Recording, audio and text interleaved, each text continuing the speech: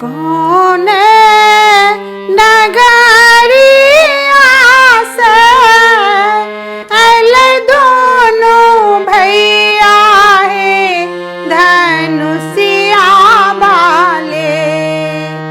कौन नगरिया से अल दोनों भैया है धनुषिया वाले।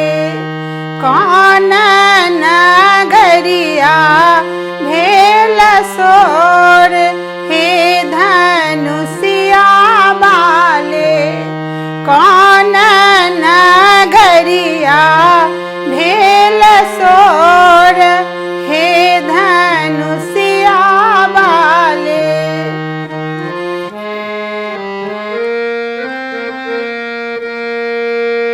अवधा नगरिया से अल दोनों भैया है धनुषिया वाले।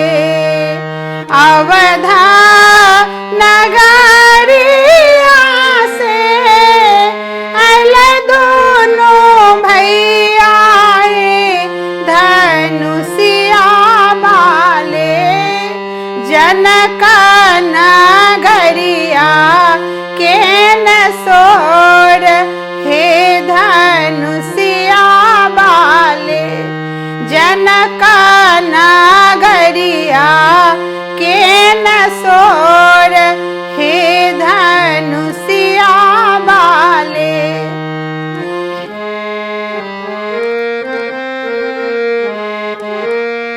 किनका के पुत्र किन कर जमैया है धनुषिया वाले। किनका के पुत्र किन कर जमैया है धनुषिया वाले। किनका के होए बस जन्मा धनुषिया वाले। किनका के होए बस जन्मा धनुषिया वाले।